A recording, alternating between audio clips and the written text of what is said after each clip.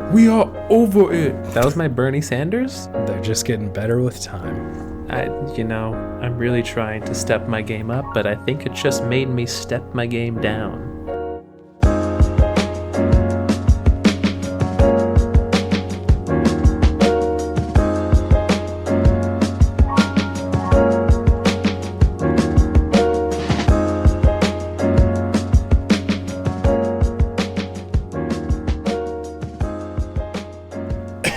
David.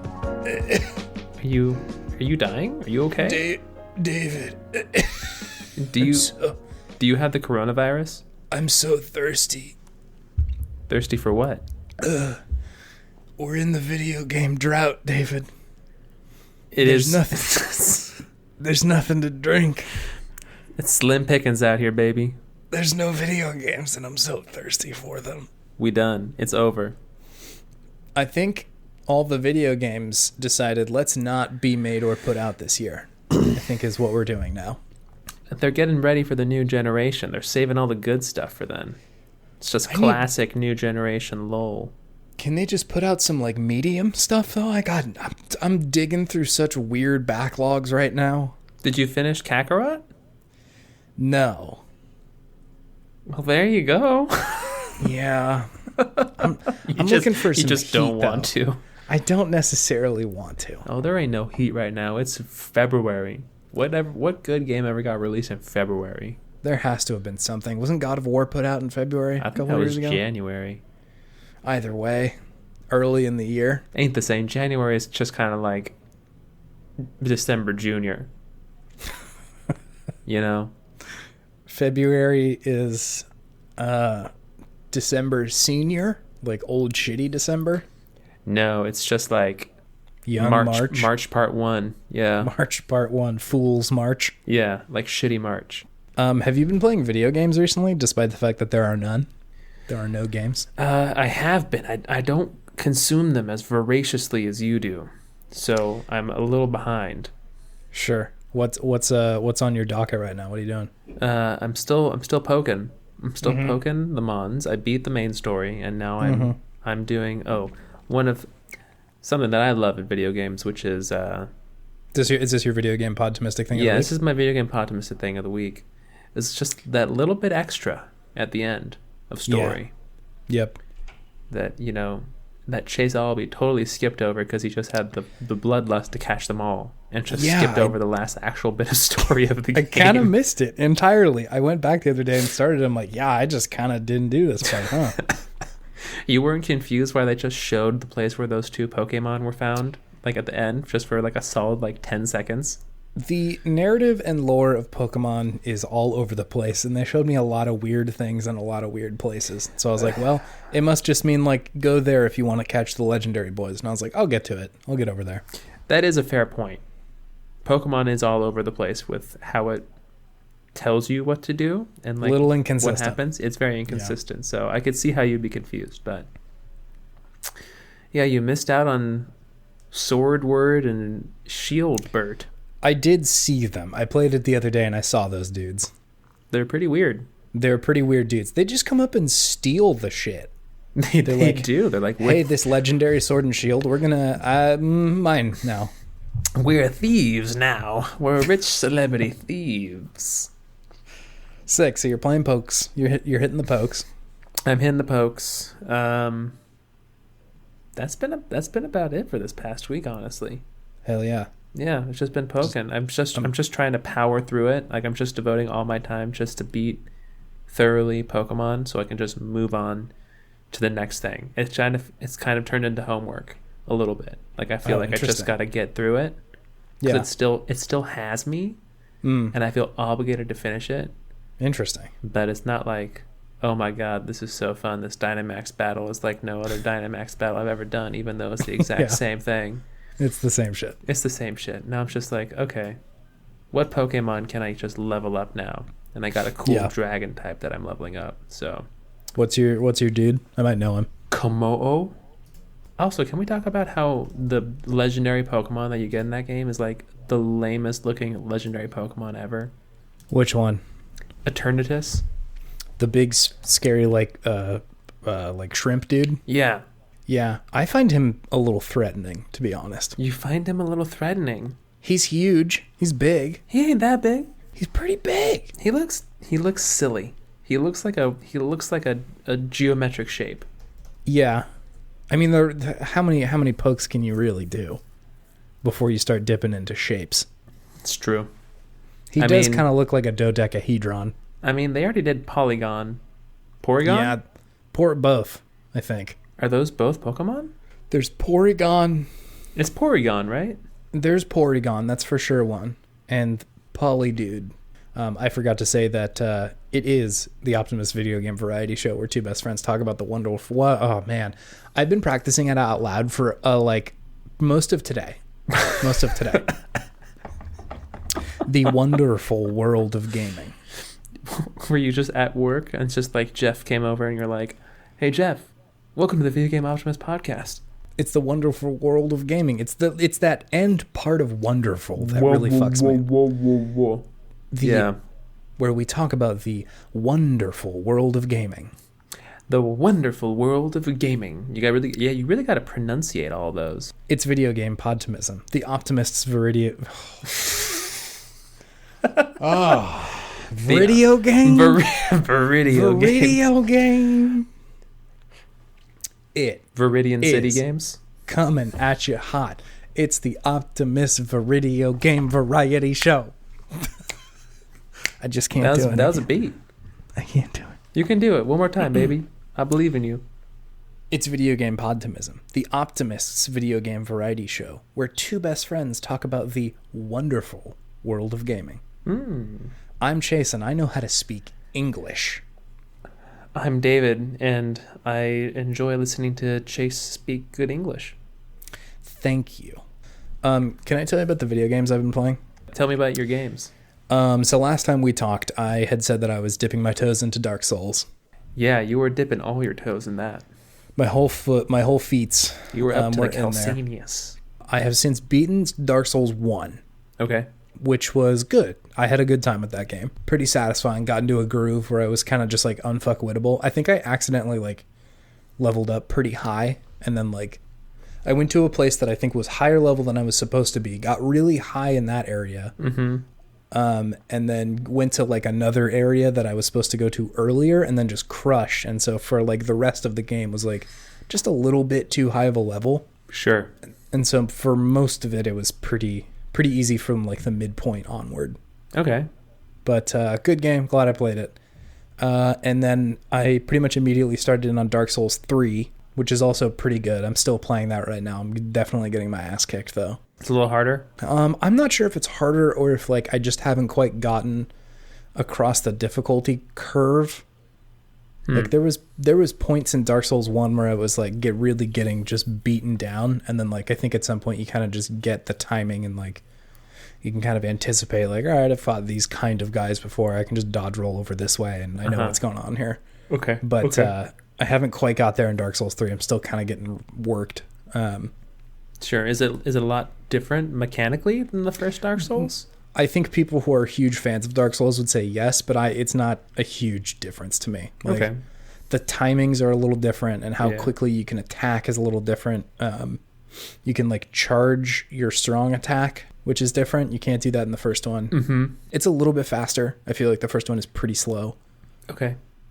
But I mean, by and large, if you put them next to each other and put Mario on a screen next to it, Dark Souls 1 and 2 are very similar, and Mario's just so worlds different. So sure, it's close.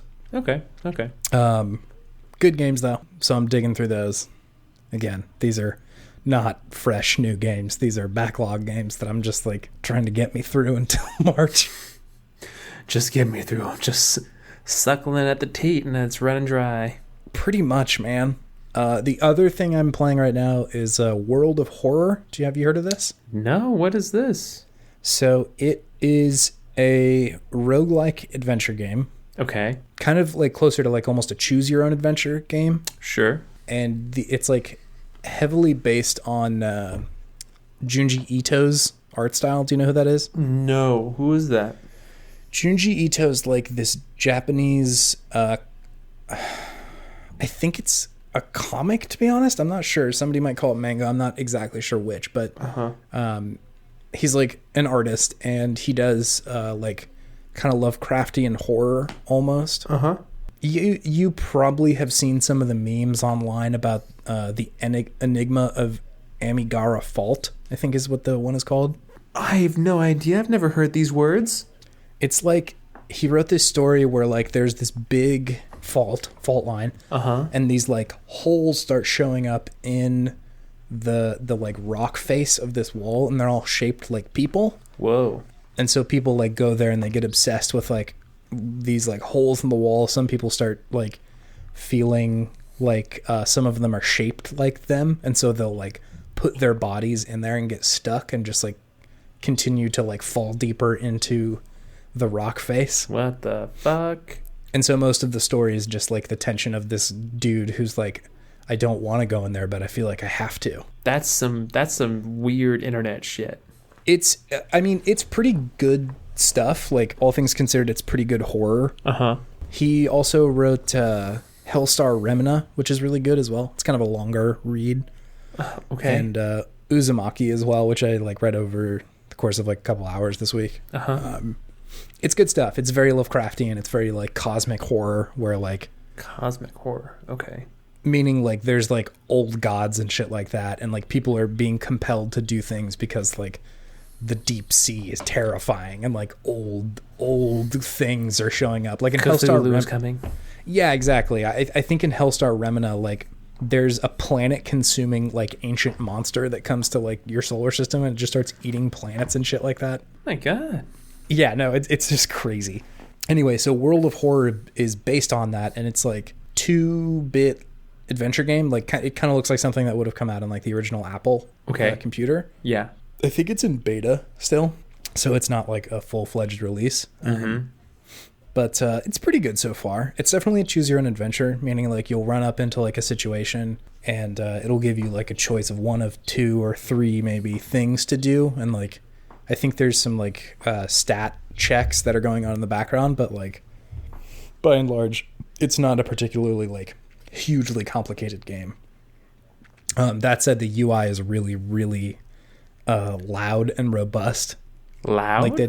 Like they tried to make it look like an old Apple or like a Macintosh program, and so like it kind of feels like that. Like there's just a lot of shit on screen at once. Got it. And so it doesn't quite benefit from the advances in UI design that we've had in the last like 30 years. You would know quite a bit about that. Yeah. So it can feel a little trying sometimes, but once you kind of get like the feel for like the visual language, it does get a little bit better. I will say that like the benefit that Junji Ito's work has is that like it starts really slow and like slowly picks up into just like these crazy cosmic problems of like, okay, it's just like these people and they're kind of noticing some weird stuff happening around their town, and that slowly builds up into like, holy shit, this planet or this monster's going to eat our planet.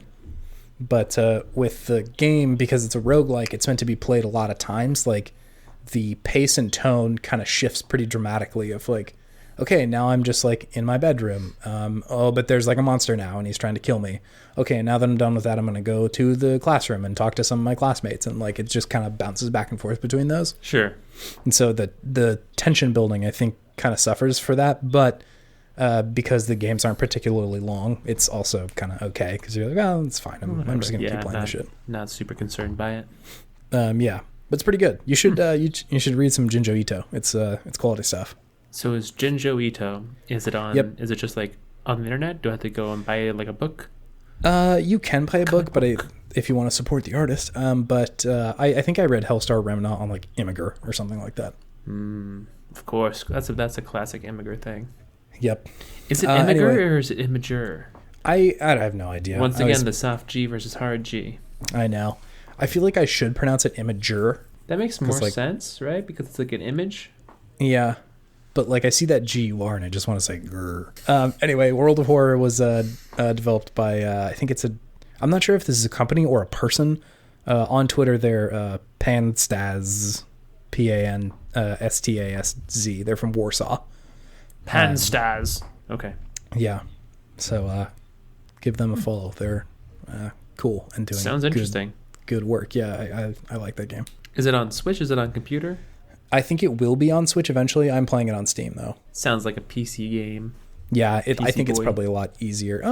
That being said, you could probably play it pretty easly on the Switch. You're gonna buy it again on the Switch when it comes out. I know it. I can see it in your eyes already. It's very tempting. But I could have it anywhere if I do it on the Switch. So, my sense of video game podtimism this week. Yes, let's hear it. Let me tell you about it. The third and final game that I am playing right now is the remaster of the Megaman Zero games that came out on Switch recently. Speaking of remasters on the Switch. Speaking of remasters that I just slop up like a nasty little gremlin. My name is Chase Remaster Albee.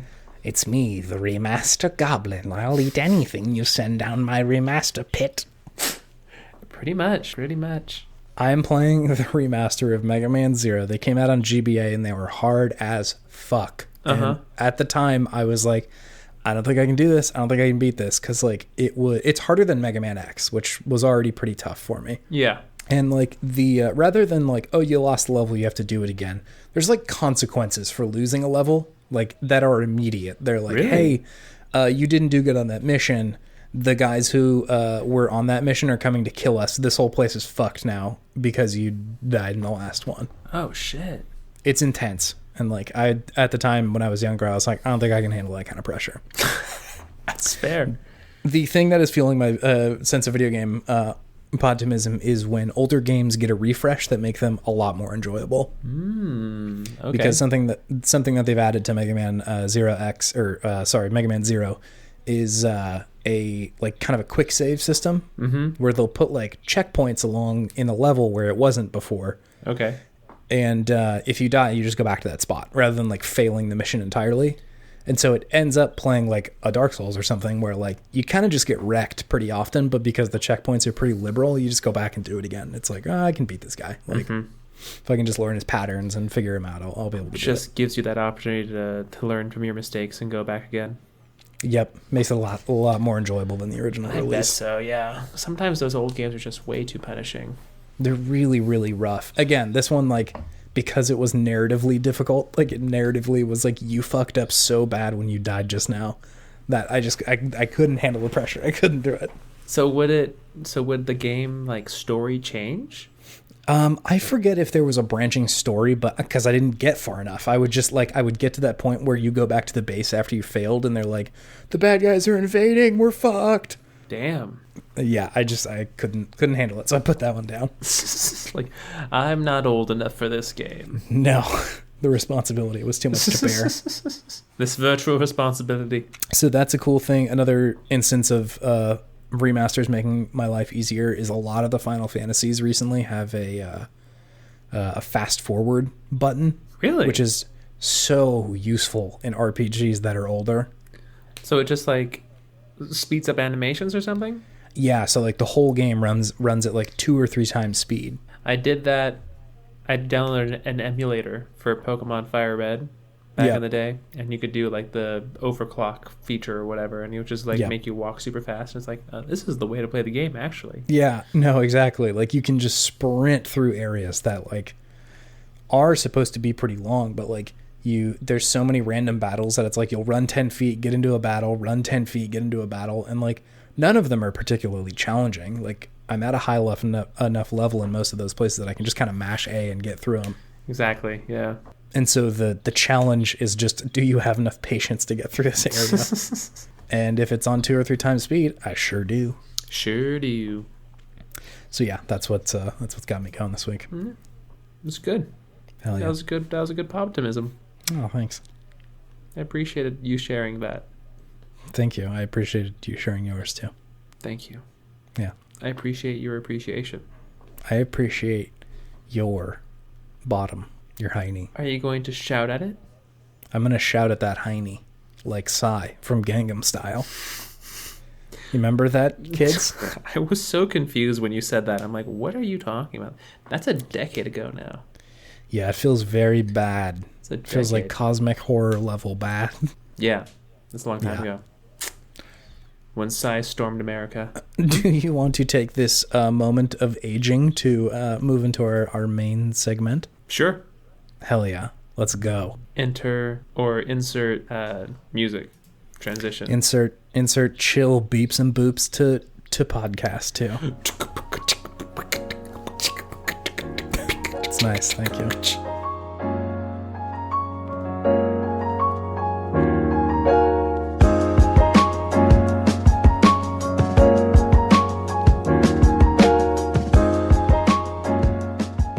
Welcome to Good Games, where we talk about the games of yesteryear and gush about the things that we love them, and maybe provide some feedback. A little positive feedback. Only positive vibes, bro. Strictly good vibes here. Strictly good vibes. I have that tattooed on my chest. I have it tattooed on my chest. I guess. How did we not talk about this before? I think we need to verify this somehow. I think we need to fusion and combine our tattoos into one person. Good vibes only. It's gonna say good vibes. It's gonna be the same thing, same font and everything, just bolded when we fuse. Just double it up. And we come out looking like you, which is very strange. Just me, but with your just voice you. and personality. It's a weird transformation that when we combine, we just end up you. I'm very dominant. It's true. Oh, thanks. That's nice. We're gonna talk about That's all you have to say to that? Yeah. It's what am I gonna say? No, you're not. We're gonna talk about a little old game called Asura's Wrath today. You're the one talking about my bottom all the time. It's true. There's actually sort of a strange connection to this game to what we've been talking about recently. Is there? Yeah. So the game Asura's Wrath, which was developed by a company called CyberConnect 2, which is kind of not a good name for a game development company.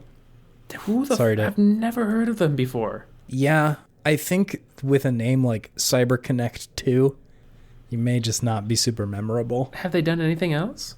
They've done a lot. So real quick, the connection to what we've been talking about recently is they also put out Dragon Ball Z Kakarot. Did they really? Yeah, they did. They were the ones who put that out in January 17th of 2020.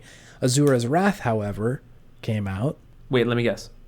Okay. 2015. 2012. Came out in 2012. 2012? If I remember correctly, it was like maybe a GameFly thing or a used game purchase. Ooh, GameFly. Shout out. Yep. Shout Once out again, GameFly. every time. For the second time. Yeah. So, they actually made quite a few games. They are, I think, most notable for their development of the Dot Hack video games. Do you remember those? They did those games? Yeah, they did all of them. There was a ton. There was a shit ton of those games. It's true. It looks like they also put out a lot of the Naruto fighting games. I wasn't really there for it, but I was not there at all for those ones. But cool. Yeah. They also put out Silent Bomber. Bombers rearing their head again. I know. Yeah, after last week. It's not a Bomberman game, thank God, but it's something else. So anyway, they've been putting out games since 1998. Asura's Wrath came in to 14 years after they started putting out games, so okay. They had a little time. Came out on PlayStation 3, Xbox 360, published by Capcom. If I remember correctly, it was sort of mixed reviews when it came out. We'll kind of get to why in a second here, but I did want to read you a review from the Swedish outlet gameselite.se. Oh, this again. Which I ran through Google Translate because it was written in Swedish. Let's hear it. Here, there are effects and explosions, airships that attack, bosses that swell to planet size, and simply so much eye candy that you bark. Asura's Wrath is simply a game to be considered. It is not a revolution, but it is a different and terribly neat experiment. 7 out of 10.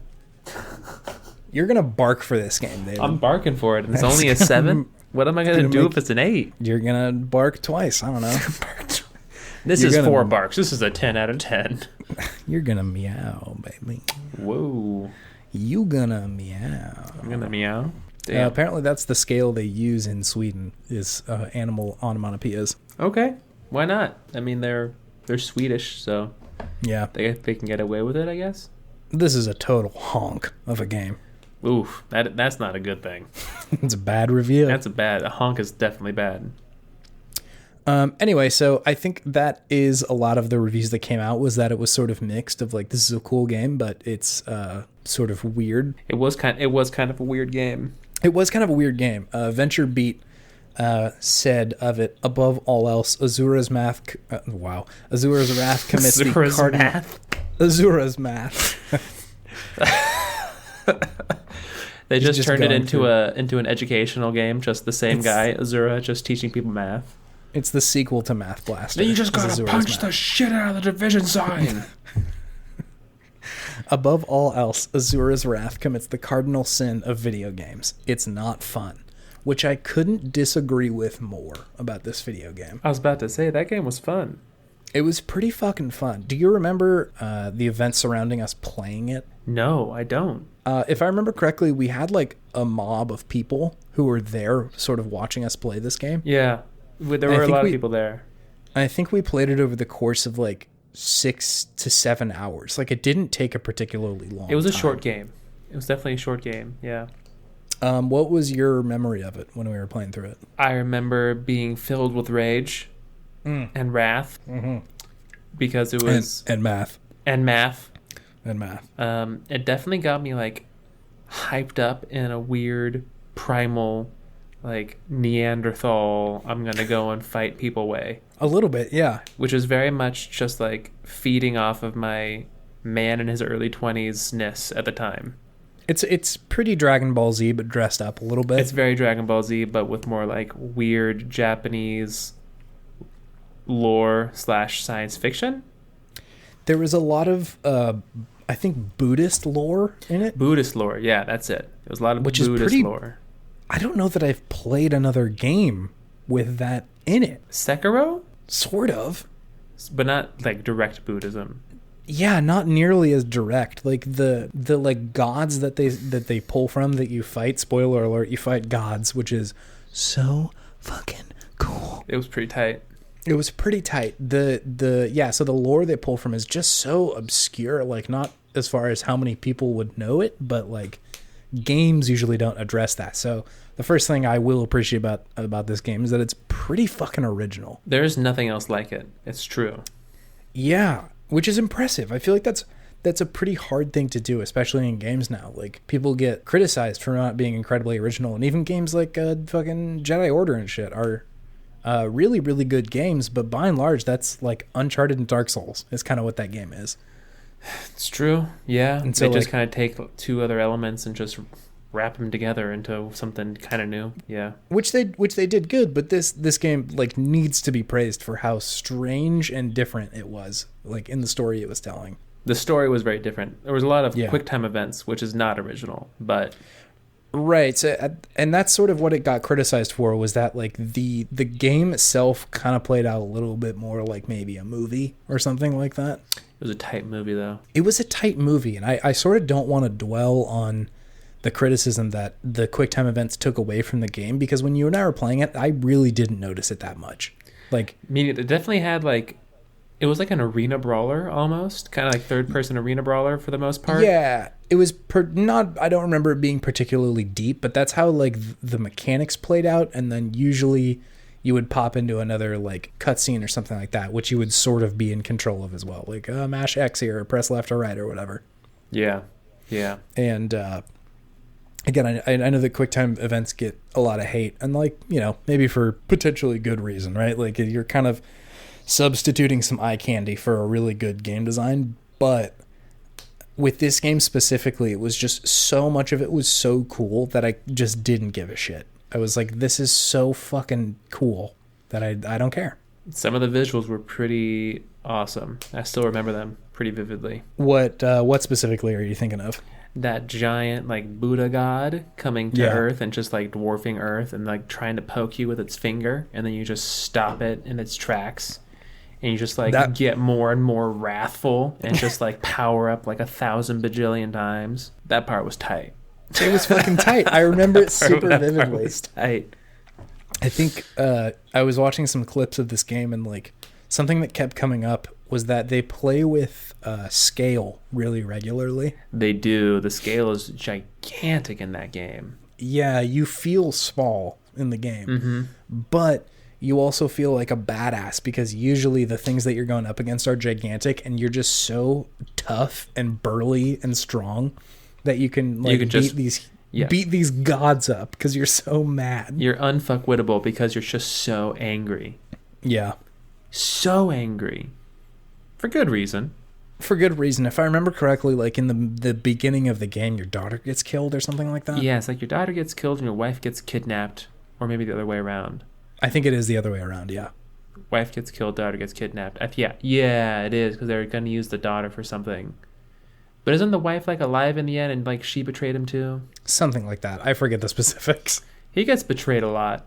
Yeah, it's a lot of betrayal. Yeah. And, like, I guess, maybe not the best writing of just using women as a placeholder for compelling reasons for a dude to beat people up, but... That's fair point. Shit. Maybe not the greatest motivation center, but regardless, I think, yeah, it still ended up being really fun. I'd say so. I had a great time. I think I played just a couple levels of it with you, yeah, but I watched most of it because it was just still so fun to watch. It was so entertaining. So not only do they kind of fuck with something else I want to mention was that they also really fuck with your sense of scale.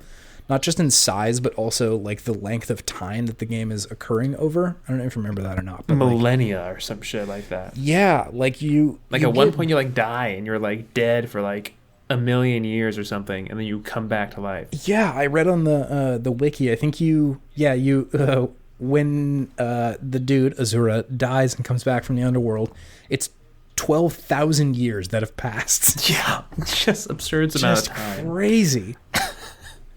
Like they really weren't scared to just go nuclear like immediately, Mm-hmm. It feels like every chapter in this game felt like it should have been the last level in a lot of other games. True, with just the like the set piece aspect of it.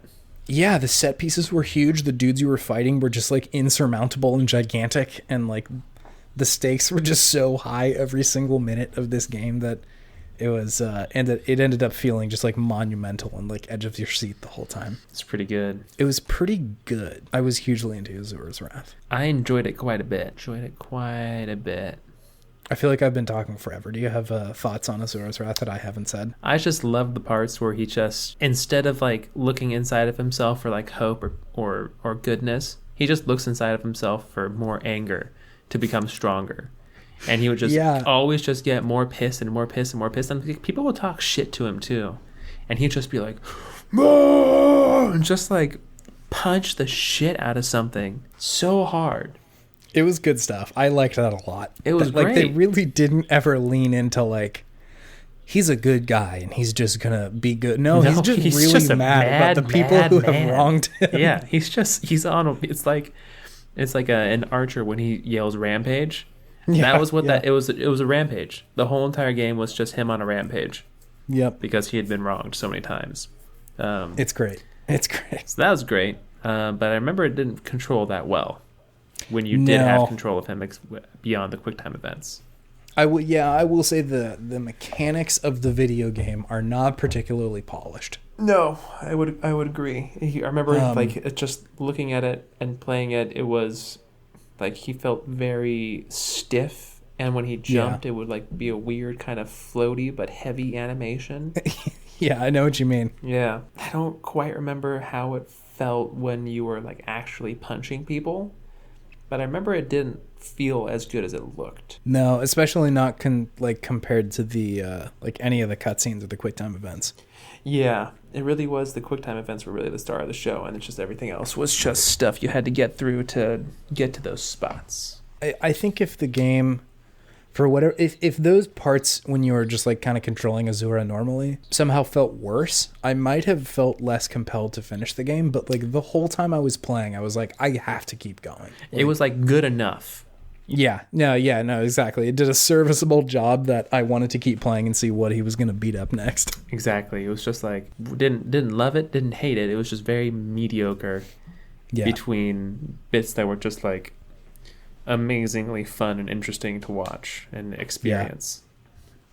Yeah, I have great memories of this game. If you have a chance, you should do a favor and play it for sure. Give it a play. Give it a peek. Give it a play.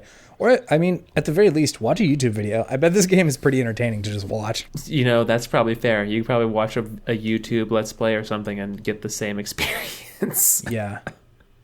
I will say that, like, watching it with a group or playing it with a group of other people was a particularly special way to play that game. It was fun, because you got the crowd reactions. Yeah, the crowd was, like, kind of a fun part of that game that I don't know I would have appreciated if I was just playing it like by myself in my living room. It's true. If you were just by yourself, it wouldn't have that same gravitas. If when someone tries to fuck you over more, another one of your friends like gasps and is like, "Oh fuck no, we gotta get this guy."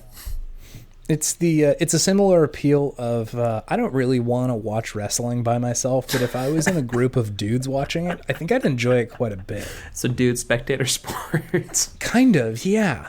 Like, if you just want to get hyped and like play a really fun video game, this is a really good choice. It's true. Yeah, if you're just trying to it would be a good video game to play before you went out like clubbing or something. So it's just I'm so angry. I was gonna say I got so much energy, Chase, but if you want to make it angry energy, that's on you. Gotta release my dancing rage. Hey, rage dancing's a thing. That's true. You gotta get one of those hardcore raves. Yeah. If you had to improve a little bit on Asuras Wrath, what would you do? Give it just a more interesting combat system. So I remember the last boss just wasn't. He was hard. I remember the last boss was hard, and it just wasn't like super fun beating him up. Yeah. Did they even have any sort of leveling up system, or you get different moves and shit system? I don't remember off the top of my head. I bet you got more moves, but I doubt it was particularly meaningful. Yeah. If they'd made it into like a Yakuza type kind of brawler, I think that's what they were kind of going for. Yeah. But I just don't think it was quite as polished. So yeah, just adding some more like depth and interest to the actual fisticuffs. Yeah. Maybe giving him like flashier moves, because I remember his moves that he would do while you were actually fighting weren't as cool. They were pretty basic, kind of punch, kick, jump. Yeah.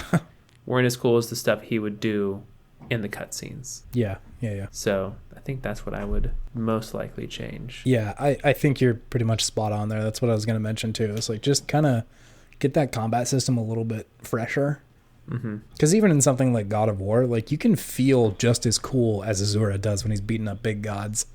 Like when you're just fighting some small dudes, like the weight of God of War and like the strength behind your dude. Yeah. Like really comes through. And I think you could probably do that here too. If you don't have to make the enemies particularly complicated or even the combat system complicated.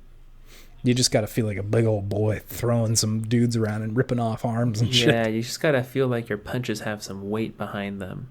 Yeah, instead of like it kind of connects and you're kind of just mashing X until the health bar goes down. Yeah, exactly.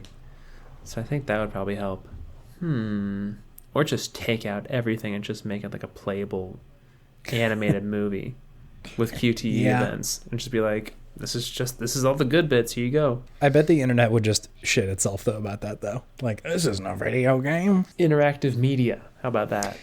I had seen people like put that criticism against him, that it's interactive media rather than a video game. Yeah, it's not that wrong. It's not that wrong, but I think it also does it a disservice. Fair. Yeah, I think it is still more than that, but it's getting awfully close. Do you remember the ending of this video game? Oh, I remember you were trying to get in the giant Buddha. You got in the giant Buddha's like eyeball. And you fought that guy who was all dressed in like white. Yeah. And your daughter, or you were trying to save your daughter. I think that's the case. Do you remember the epilogue? Because it's absolutely buck wild. I do not. The epilogue fast forwards 870 million years later. 870 million? Yeah. And it's like, it's this cutscene where it kind of resembles like present day. It shows like, I guess the descendants are like the reincarnated versions of like all the characters from the game. Okay. And like Asura is in there and he like beats up this other like just dude. Like Asura's not a god, he's just this guy in the epilogue. And he like goes up and beats up this other guy who's like the main villain in the game. Again, the reincarnated version. For like accidentally knocking over his daughter. And that's just kind of like it. Like it's just like here's the real world, and Asura's here too, and he beats up the bad guys still. That's funny. There's also right at the end there's like a giant meteor that starts like falling towards the sky, and Asura like steps out and starts like clenching his fists. He's just like, I'm gonna beat up this meteor. I'm gonna go punch this meteor. This ain't even the biggest thing I punched this week. It's just a game that is so okay with not taking itself that seriously that I really, really enjoy it for that. I respect that. So many games nowadays are just like, this is the most serious game you've ever played in your life, and you're going to start feeling emotions that you've never emoted before. And it's like, man, I work. I'm a working man. I want to just play video games. Life is hard. Life is hard. This feels bad. I don't want to be more emotional than I already am. Just give me some bullshit. Give me punching Buddha God. Give me angry punching Buddha God. Hell yeah. Do you have any other thoughts on Asura's Wrath? No, I think it's a great game. I think it's also a great game. A+. Well, A+. Well, maybe like a C. Yeah, maybe like a B-. I would give it a C+. Oh, you're a tougher grader than I am, I guess. That's our market though. That's right where we sit. It's true. That's our sweet spot. Right in there. I gave it an C 80.1. You gave it a 79.9. And yes, I'm telling you now what you gave it. Just so you know. Yeah, thank you. I appreciate you putting words in my mouth. Thank you. I know. You love it when I do that. Why was that sexual? Why did it turn sexual there? Because you love it when I do that. It just keeps happening. Got to move on to the next portion here before it gets worse. Do that. Quick, get out of this segment before it gets worse. Abort!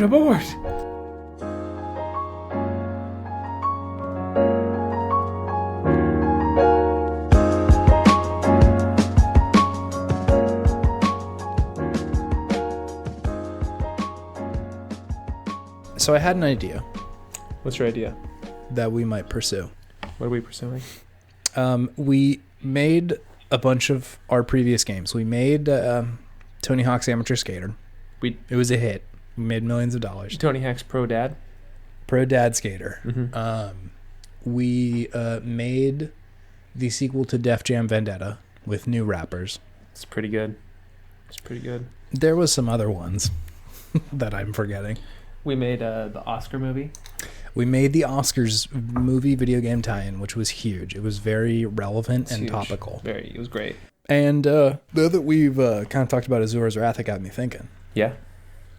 We should make some DLC for this 8-year-old game. Most definitely we should. People love remasters. There's this one guy in Seattle who just buys every single remaster.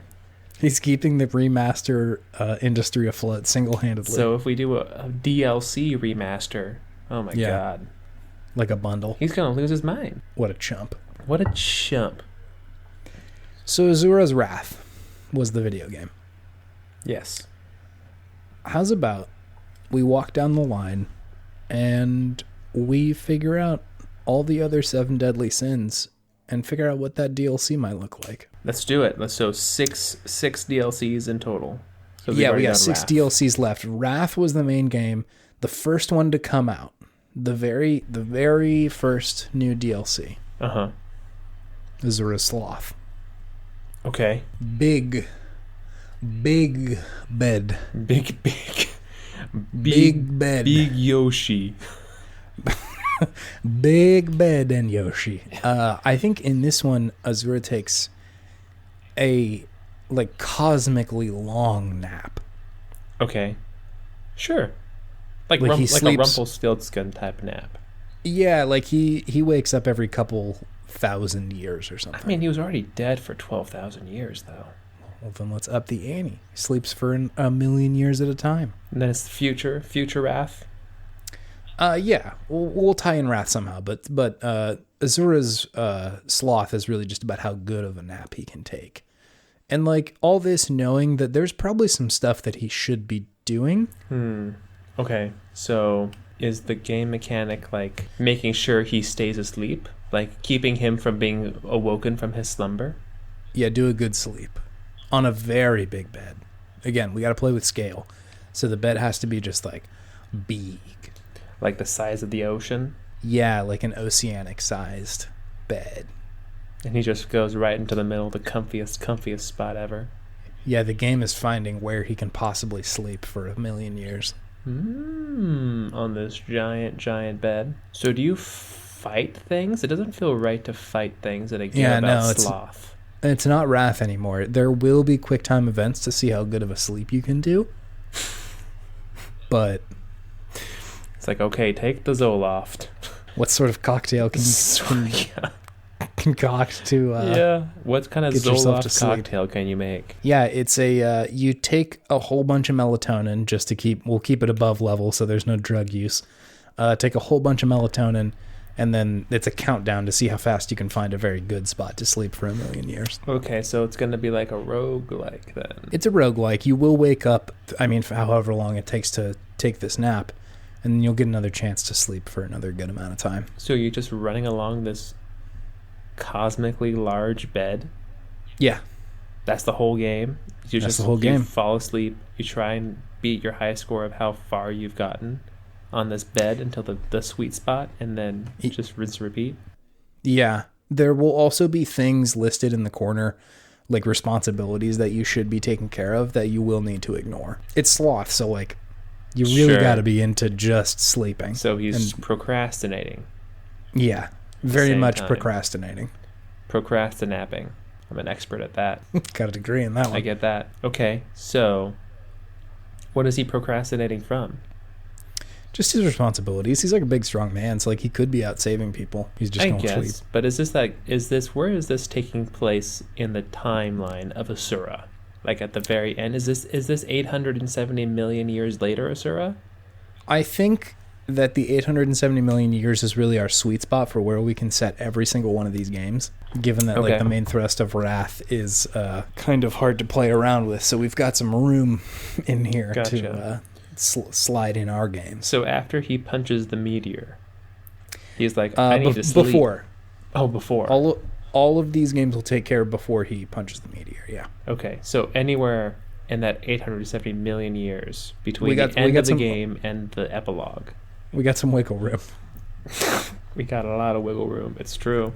So big sleep. Okay. So the end of the game, Asura beats that guy, saves his daughter, and whatever, and the world. Maybe. And then has some menial tasks to take care of. Maybe like go clean up a couple cities and like do good by people. Yeah. But instead, he is going to go and build himself a gigantic bed with which he will try to sleep for a very long time. So he has to build the bed first.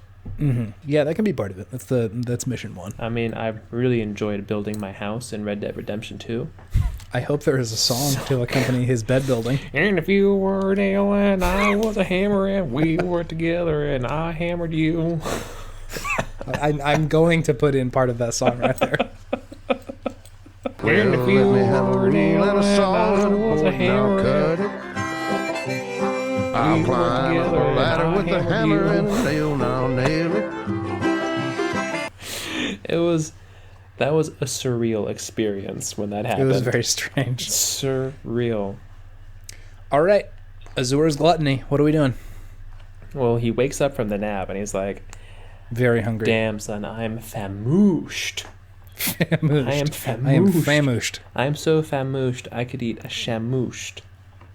He's going to go eat a whale. He's going to go eat a whale. He's going to go eat the largest whale he can find.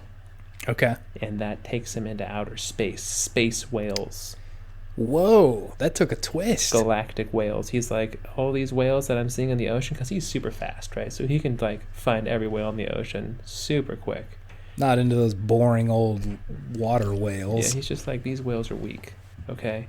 I'm going into space, and I'm finding an interstellar whale that can fill my godly appetite. Wow, okay. Yeah. That's a good one. Pretty on the nose. He's going to go eat something of beauty because he's so hungry. I think that's the whole game. Put in whatever you need. You got it in one. That's fine. Fucking knock that one out of the park. But what are the game mechanics for this? Like flying through space, I guess. Yeah, you can fly through space. You got to do a real good punch on the whales to knock them out. Hey, you ain't punching, you just chomping. Oh, damn. Yeah, that makes sense, gluttony. Yeah. He's not going about it in a particularly smart way. He's just eating. I just imagine he just flies up to the whale and just like goes right down its throat and just starts chomping. Yeah. He will have to get himself fat enough that he's like redrawn into Earth's orbit and eventually does fall down back into Earth. There you go. Back into his very comfy bed. Once he falls back down into Earth, it will mangle Asura's face quite a bit because of the impact, and he will become incredibly ugly as a result. And he will wander the land envious of all these beautiful people. Asura's envy. So is that just you going around being pissed off? Yeah, you're very envious of what people have, how beautiful they are. He's got no money, and he's just envious of all the money people have and all the cool cars and shit. So it's just going to be like a walking simulator almost, just going around and hearing his inner monologue. You're like, oh, that fucking guy is so beautiful over there. You will have choices on the street of what to be envious about. Like X to be envious about a car, square to be envious about how good that person's butt looks, circle to be envious of what a beautiful kiss those two lovers shared. So there's going to be a bunch of QTEEs, quick time envy events. Yes. Yes, there are. And a bunch of QTs. And a bunch of QTs. Just not you. We will have cutie quick time events. QTs. Cutie cuties. We're really doubling down on the cutes. And the E's. And the E's. So, yeah, you will do that and build up your envy meter until a point where you're just kind of debilitated by your own insecurities. Perfect. Yeah, it's... yeah, no experience. No experience with that sort of stuff. Are you sure? Yeah. You're sounding like you're being facetious right now. The next one's called... The next one's called Asura's Pride because he goes out and gets jacked. He lawyers up. He deletes Facebook, and he gets plastic surgery on his face. And he's so handsome and successful. Oh my God! You stole my joke right out of my mouth. I was about to say all of that, and you're just like, "Nah, that's my joke, man." I scooped it out. You took my meme. No, it's mine now. That's my joke. On the Wikipedia, we'll talk about the joke that I made on the Video Game Podtimismers wiki. Funniest joke of 2020 so far, I think. Gotta hit the lawyer, hire the gym, kill Facebook. Kill Facebook. Yeah, so he's very handsome now. He's also made a lot of money because he did get face surgery, and as a result, he's got a good job in corporate banking, I guess. What's the gameplay here? It is the inverse of the envy simulator. So you'll walk around town and point out to other people how cool you are. But it's the same thing. It's very similar. Envy and pride are very similar. But I feel like with this one, you could do more with it because it'd be like, oh, this person doesn't think you're cool enough. So then you have to go and like do something really cool. Be like, hey, you see that meteor? I'm going to punch it. I'm going to punch it. Yeah. And then people are like, damn, that's pretty cool. Feats of strength that are really only for you, but you're trying to impress a bunch of people. That's true. That's true. Or you'd be like, hey, I'm going to get so mad right now that I'll brew this coffee. I'm going to make this coffee water so hot. It does need to be excessive. Pride to the point of like it's really unnecessary. That's nice. That's good. So is there going to be like a rival of his in his banking job that he has to like outdo somehow? Yes. And that will, oddly enough, lead right into the next DLC, which is Asura's Greed. It's just Wolf of Wall Street. It's actually Mario Party. It's going to play exactly like Mario Party.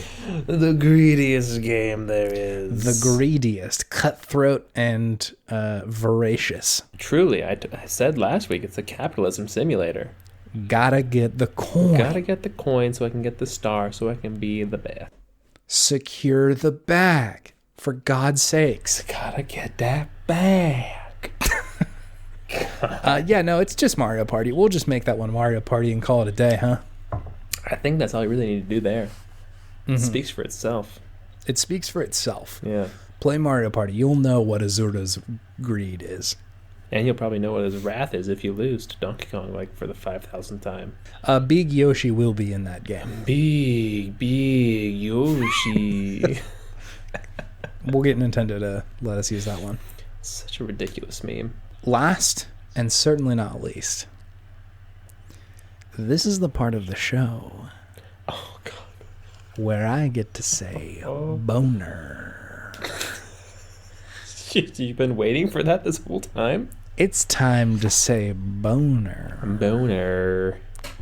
And maybe moaner? It's Asura's Lust, everybody. It's the final episode in this DLC 6-part episodic double trilogy. I don't know if there's a word for that. And the D in this DLC doesn't stand for downloadable. Stands for Donkey Kong, because he's in this one too. That would be quite a surprise. It would be. He's in the later part of the episode. If they did a Switch remaster, it would probably they would replace Asura with Donkey Kong, and just that would be the whole game. Man, I'd be here for it. Pretty cool. Obviously a remaster, I'm gonna get that. Mm-hmm. Oh, I know. So Azura's successful. He's got a lot. He has secured the bag. He's very handsome. Now he just wants to sleep with everybody. He wants to sleep with the most beautiful person, though, right? I'd assume so. So this is just sort of an ongoing attempt to sleep with the most handsome or beautiful person he can find. Which is it's impossible. It's a fool's errand. It's true, because he finishes sleeping with one person, then he sees a new one. Is like, that's the most beautiful person I've ever seen. Here we go again. It's hard to make a joke that isn't just me saying boner. Just make the joke of your heart, Chase Albee. Asura's Lust is a Strand game. Asura's Lust is a game about making connections, just like Death Stranding is. God. We back to the Strand games. It all makes sense. It's what Hideo has been trying to tell us all along. It's what he's been trying to tell us. The best way to make a connection is with your penis. Well, didn't know you were going to take the low road. Isn't that what you're implying right now, Chase Albee? Tell me if I'm wrong. No, it's just about making connection. But how? How are you making connection? You and other players will make connections. What are you connecting? Everyone's hearts. Everybody's hearts. Is that the only thing that you are connecting? I am trying to make this video game PG-13, you nasty boy. It's called Asura's Lust. And I want a bunch of teenage boys to go buy it. You don't think teenage boys bought the Guy game? I need money. I need a bunch of people to play this game. I mean, you can make it about what you want to make it about. Just cover it up. That's what Hollywood does. Why I'm trying to wrap it in metaphor. I'm trying to make it subtle. I mean, you don't have to describe it subtly. It just has to be displayed subtly. That's the thing. I don't want to reduce Asura into some Tommy come lately. You've already done it, Chase. You've already done it. Okay, perfect. That's the whole DLC. We did it. Wait, but it's a Strand game. It's a Strand game. It speaks for itself. Hideo will figure it out. He'll figure it out. So Hideo is just going to be guest director for the last one. Yeah, just that last part. He's easy to get a hold of. It's fine. That would be rad, actually. They should do that more often. They should have guest directors for like DLCs and shit for games. I would be thrilled. What would be a good guest director for a game? Hideo is number one for any game. That is actually a true fact. Yeah. Adding a little bit of Hideo to any DLC for any game would be pretty rad. If you want your game to be incredible and take 8 years and really hurt whoever makes it, you can do Phil Fish if you want to. Who is Phil Fish? He's the dude who made Fez. Oh, okay. If you want it to be just like brimming with prepubescent and pubescent energy, Cliff Blazinski. Yeah, Cliffy B is a good one. If you want it to never exist, hire Gabe. Get Gabe Newell in there. That's accurate. If you want your game to be made on every platform ever, including past platforms, whoa, hire Todd Howard, baby. Let's go. Toddy, That boy put out Toddy he put H. out he put out Skyrim on my brain. He released it internally inside my brain. Our newest product is Skyrim, but for your Windows 97 PC. It will run. It will run now on Windows 97. If you want it to be a ground-shattering yet deeply problematic, Marcus Pearson is available. He's not doing anything. Who's that? The creator of Minecraft. Oh, just call him Notch. Yeah, fair. Just call him Notch. Fair. Yeah, he's a little bit. He's an issue. Yeah. He's an issue.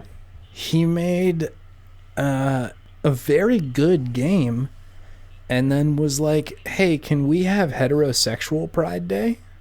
And just sort of dashed all of the respect and that's brutal. and accolades. Did he really do that? He did do that. And then people got mad at him, and he's like, oh, I'm just expressing myself. I have the pride of expressing myself. Blah, blah, blah, blah, blah. Is that how he sounds?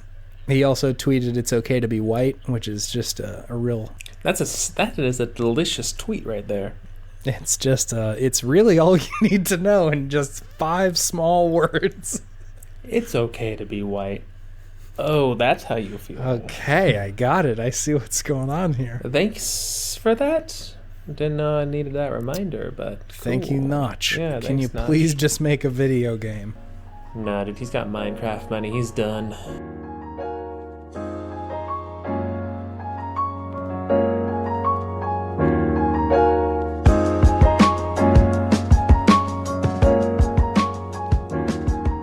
Let me ask you this.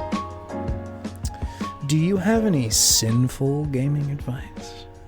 Gaming wisdom? Can wisdom be sinful?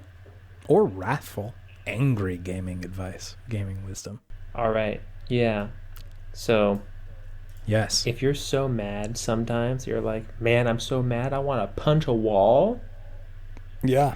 Don't do it, because you're going to break your metacarpal bone and you're going to see me for the next 6 months of your life. Fair. All right? Don't do it. Punch a pillow. Scream into a pillow. Go meditate. Go on a run. Get your physical needs out in a different way. But don't punch a wall, man. And just don't punch anything. What did walls do to you? Don't What did punch. walls do to you? What did you- wall you do to monster? you? Think about it. What did wall do?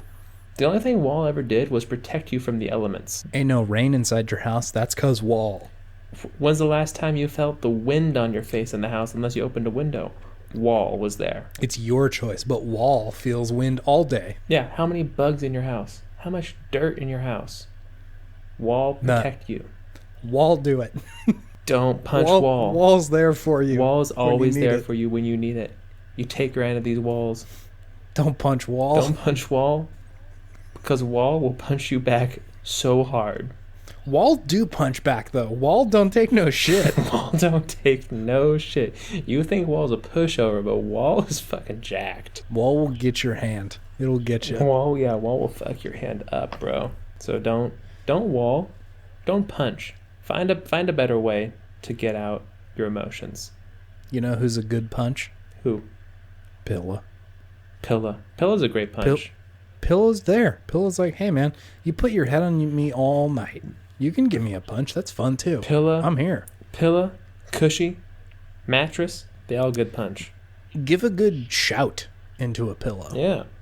Pillow's there for that too. Right? Take a good bat and hit a good trash. Oh, good one. Great one. Just get it out. But don't hurt yourself. Your hands are precious. Your hands are precious. You are precious. You are precious and worthy of gaming love. Don't be like Asura. He's a demigod video game character. And he's got metal arms. He's You got can't do crazy. this. You can't do stronger than this. metal, like god alloy arms. You can't do a good enough punch as Asura. It's okay. It's okay. No one can. can. It's fine. You're just a human. Just punch Pilla. Just punch Pilla. Just shout Pilla. Just shout Pilla. Just jump on Pilla. Just be careful with your body. Thank you. That was inspiring. That's all I got. No, that was plenty. That was good. I hope you enjoyed it. I did. I enjoyed it a lot. What are we playing next week? Whoa, you've never asked this question. I know. I haven't posed it like this. Got to get ready. Got to get playing hyped for the next one. I think once I finish up Pokemon, which is going to be soon, I'm going to start. Yeah. I'm going to start Control. I got that on sale during Christmas time, and I think I'm finally going to boot it up. Hell yeah. Once you finish Pokemon, do you want to talk about a kind of bad Pokemon game? Sure. You want to talk about Pokemon Coliseum? Ooh. I already got some opinions formed on that one. I'm ready. Let's go. Let's do it. Okay, next week it's Pokemon Coliseum. You heard it here first. Tune in next week. To be continued. You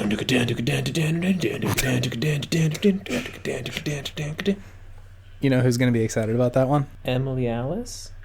Garen Kazanjian. You thought we weren't going to get the reference in this episode. Oh, it is going to be Garen. We had you. We had you fooled. Yeah, Garen. Right at the end. You probably felt real sad. And now you probably just feel stupid.